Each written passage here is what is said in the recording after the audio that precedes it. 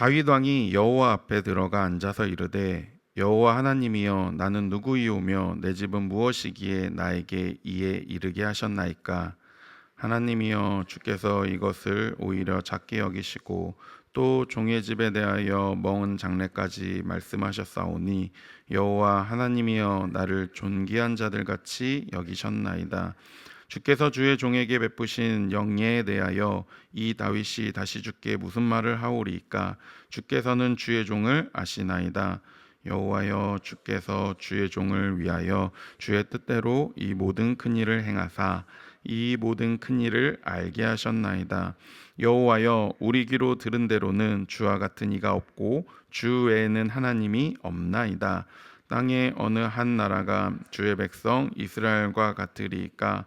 하나님이 자기 백성을 구속하시려고 나가사 크고 두려운 일로 말미암아 이름을 얻으시고 애굽에서 구속하신 자기 백성 앞에서 모든 민족을 쫓아내셨사오며 주께서 주의 백성 이스라엘을 영원히 주의 백성으로 삼으셨사오니 여호와여 주께서 그들의 하나님이 되셨나이다. 여호와여 이제 주의 종과 그의 집에 대하여 말씀하신 것을 영원히 견고하게 하시며 말씀하신 대로 행하사 견고하게 하시고 사람에게 영원히 주의 이름을 높여 이르기를 만군의 여호와는 이스라엘의 하나님 곧 이스라엘에게 하나님이시라 하게 하시며 주의 종 다윗의 왕조가 주 앞에서 견고히 서게 하옵소서. 나의 하나님이여 주께서 종을 위하여 왕조를 세우실 것을 이미 듣게 하셨으므로 주의 종이 이 기도로 간구할 마음이 생겼나이다. 여호와여 오직 주는 하나님이시라. 주께서 이 좋은 것으로 주의 종에게 허락하시고 이제 주께서 종의 왕조의 복을 주사 주 앞에 영원히 두시기를 기뻐하시나이다. 여호와여 주께서 복을 주셨사오니 이 복을 영원히 누리리이다 하니라. 아멘. 역대상 17장은요 하나님께서 다윗과 언약을 맺으시는 장면을 담고 있습니다. 어제 살펴본 1절부터 15절까지의 말씀에서는 하나님이 성전을 짓고자 하는 다윗의 열망을 아시지만 성전 건축만을 허락하지 않으십니다. 그럼에도 하나님은 다윗의 마음을 기뻐 받으시고 오히려 다윗에게 더 크고 놀라운 은혜를 베푸십니다. 그것이 바로 영원한 다윗 왕조에 대한 약속입니다. 오늘 본문인 16절부터 27절까지는 그 언약에 응답하여 다윗이 하나님께 드리는 감사와 찬양의 기도입니다. 16절부터 19절까지는 다윗이 하나님의 은혜에 감격하며 감사를 드리고 20절부터 22절까지는 하나님의 위대하심을 찬양합니다. 그리고 마지막 23절부터 27절까지는 하나님께서 하신 언약을 반드시 이루어 주기를 간구하고 있습니다. 이처럼 오늘 말씀은 크게 세 부분으로 구성되어 있으며 다윗의 겸손과 신뢰 그리고 하나님의 신실하심을 깊이 보여주는 말씀입니다. 나단 선지자를 통해 하나님의 언약을 들은 다윗은요 하나님의 놀라운 언약에 감격하여 하나님의 궤 언약궤 앞으로 나아갑니다. 여호와 앞에 나아간 다윗은요 하나님께 감사와 찬양의 기도를 하나님께 아뢰입니다. 그때 다윗은 하나님께 가장 먼저 무엇을 고백합니까? 그의 감사 기도의 시작은 무엇입니까? 하나님이 지금까지 자기에게 베푸신 일들, 그 큰 일들을 돌아보며 과거를 돌아보며 하나님께 감사합니다. 그래서 다윗은 가장 먼저 하나님께 이렇게 고백하죠. 16절의 말씀입니다. 다윗 왕이 여호와 앞에 들어가 앉아서 이르되 여호와 하나님이여 나는 누구이오며 내 집은 무엇이기에 나에게 이에 이르게 하셨나이까. 다윗은 왕이 되기까지의 자신의 삶을 돌아보며 자신이 얼마나 보잘것없는 존재였는지를 고백합니다. 여호와 하나님이여 나는 누구이오며 내 집은 무엇이기에 나에게 이에 이르게 하셨나이까 라고 이렇게 고백하죠. 다윗의 이 표현의 고백은요 다윗이 하나님을 얼마나 사랑했는지 친밀했는지를 보여줄 뿐만 아니라 다윗이 하나님을 얼마나 경외했는지를 보여줍니다. 다윗은 자신이 이에 이르게 하신 하나님을 찬양합니다. 자신이 왕이 된 것 자체가 하나님의 은혜였음을 겸손히 고백합니다. 우리가 알다시피 다윗은 어떤 사람이었습니까? 왕을 꿈꿀 수도 왕이 될 수도 없는 사람이었습니다. 가족의 양떼를 몰며 목초지를 찾아다니던 자였습니다. 다윗의 아버지 이새는요, 유다와 며느리 다말 사이에서 태어난 베레스의 자손이며, 다윗의 고조모는 기생 라합이며 증조모는 모압 여인 룻이었습니다. 이방 여인들이 섞인 가문이었죠. 이처럼 나는 누구이오며 내 집은 무엇이기에 라는 표현을 통해 알 수 있듯이 다윗이 내세울 만한 건요, 유다 지파라는 혈통 외에는 아무것도 내세울 것 없는 그런 보잘것없는 사람이었습니다. 그런 그를 하나님은요, 사무엘을 통해 기름을 부으시고 사울 대신에 이스라엘의 왕으로 세우셨습니다.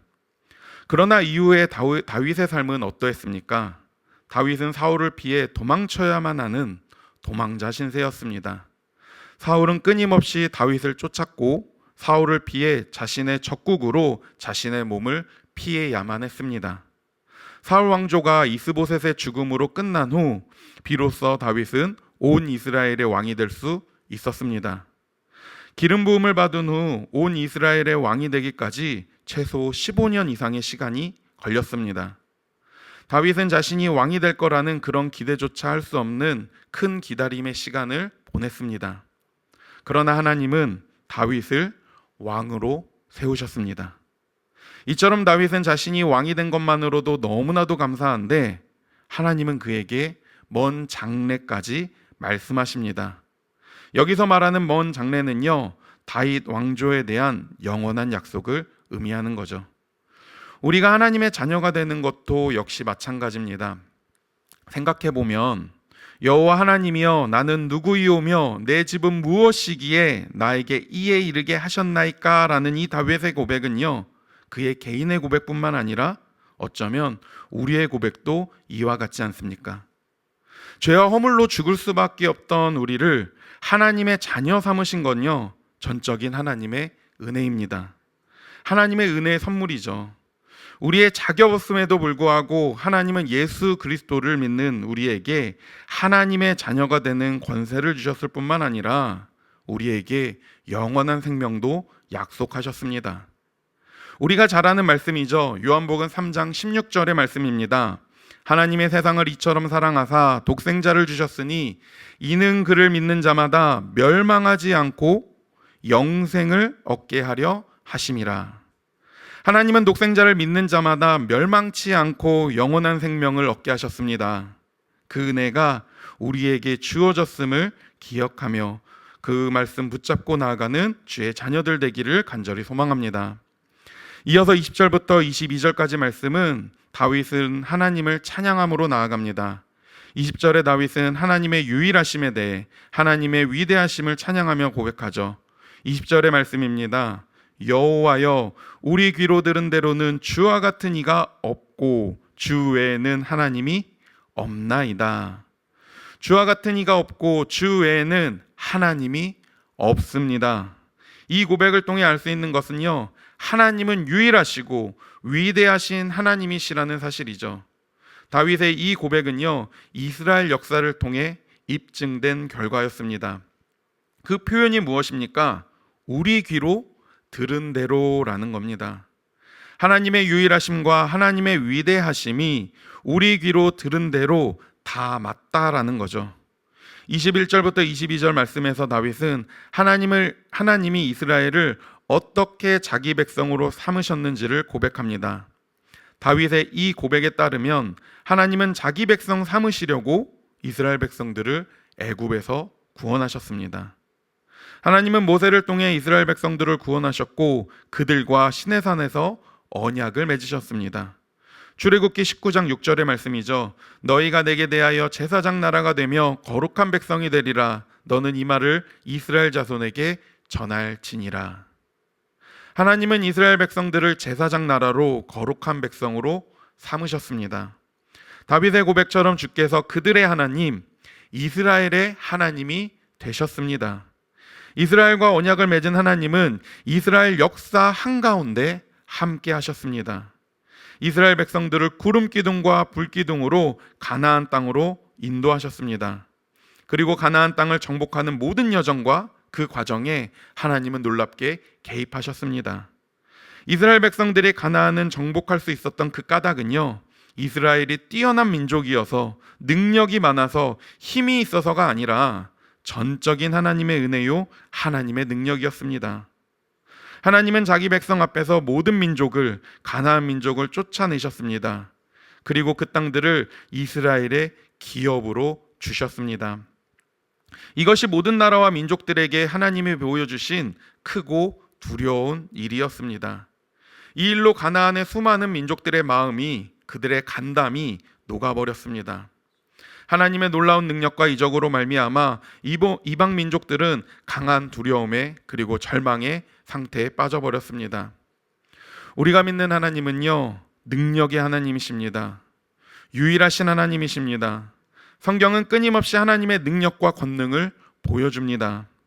하나님의 능력은요, 창조와 구원뿐만 아니라 인간의 역사에도 하나님의 능력은 반복적으로 나타난다는 것을 우리는 기억해야 합니다. 마지막 23절부터 27절까지는 다윗은 하나님이 약속하신 언약을 확고히 지켜달라고 간절히 기도합니다. 다윗은 견고하게 해달라고 반복적으로 기도합니다. 23절에 주의 종과 그의 집에 대하여 말씀하신 것을 영원히 견고하게 하시며, 24절에 견고하게 하시고 견고히 서게 하옵소서. 다윗은 하나님께 여러 차례 강조하여 견고하게 해달라 기도합니다. 이 견고하게 해달라는 다윗의 이 기도는요, 하나님의 능력을 의심하는 기도가 아니죠. 그것은 하나님의 말씀하신 약속에 대하여 확신의 간구입니다. 여기서 다윗이 간구할 마음이 생긴 까닭이 무엇입니까? 다윗에게 하신 하나님의 말씀 때문입니다. 24절에 주의 종과 그의 집에 대하여 말씀하신 것을 말씀하신 대로 행하사, 25절에 이미 듣게 하셨으므로, 26절에 좋은 것으로 주의 종에게 허락하시고, 하나님이 다윗을 위해 왕조를 세울 것을 친히 말씀하시고 듣게 하시고 허락하셨기 때문에 다윗은 왕조를 위해 간구할 용기를 낼 수 있었습니다. 그래서 다윗은 하나님께 축복을 간구하죠. 27절의 말씀입니다. 이제 주께서 종의 왕조에 복을 주사 주 앞에 영원히 두시기를 기뻐하시나이다. 여호와여 주께서 복을 주셨사오니 이 복을 영원히 누리리이다 하니라. 아멘. 복을 주사 복을 주셨사오니 복을 영원히 누리리이다. 반복적으로 다윗은 말씀에 의지하여 여호와 하나님께 복을 구합니다. 돌아보면 우리의 삶도 마찬가지죠. 하나님은 하나님의 자녀에게 복 주시기를 원하십니다. 하나님은 창조 때부터 아담과 하와에게 복을 주시며 생육하고 번성하게 하셨습니다. 아브라함에게도 복이 될지라 말씀하시고 너를 축복하는 자에게는 내가 복을 내리겠다라고 약속하셨습니다. 그래서 에베소서 1장 3절에 바울은 그리스도 예수 안에 있는 자들에게 하나님은 하늘에 속한 모든 신령한 복을 우리에게 주셨다라고 말씀합니다. 찬송하리로다 하나님 곧 우리 주 예수 그리스도의 아버지께서 그리스도 안에서 하늘에 속한 모든 신령한 복을 우리에게 주시되. 아멘. 원래 우리는요, 죄로 인해 하나님과 분리되어 복을 받을 수 없는 존재였습니다. 그러나 예수 그리스도의 십자가로 말미암아 하나님과 우리의 관계가 회복되었고, 예수 그리스도 안에서 하늘에 속한 모든 신령한 복을 받는 새롭고 산 길이 우리 가운데 열렸습니다. 그러므로 우리도 예수님의 이름으로 담대히 복을 구할 수 있습니다. 말씀을 정리합니다. 오늘 말씀의 다윗은 하나님의 언약을 듣고 하나님께 감사와 찬양으로 하나님 앞에 나아갑니다. 다윗은 하나님께 자신의 존재가 어떤지를 분명히 알았기에 하나님의 은혜에 감사함으로 찬양으로 나아갔습니다. 하나님의 약속을 견고히 서게 해달라고 간절히 구하며 하나님의 복을 간구하였습니다. 오늘 이 시간 우리 함께 하나님 아버지께 기도할 때 우리를 구원하시고 우리를 자녀 삼으신 하나님께 감사와 찬양을 올려드리기를 기도합니다. 나아가서는 하나님께 우리의 가정과 직장, 그리고 주님의 몸된 교회 광명교회에 하나님의 축복이 넘치고 그 복이 영원히 누리기를 간절히 기도합시다. 자녀된 권세로 하나님께 축복을 구하는 귀한 시간 되기를 축원합니다.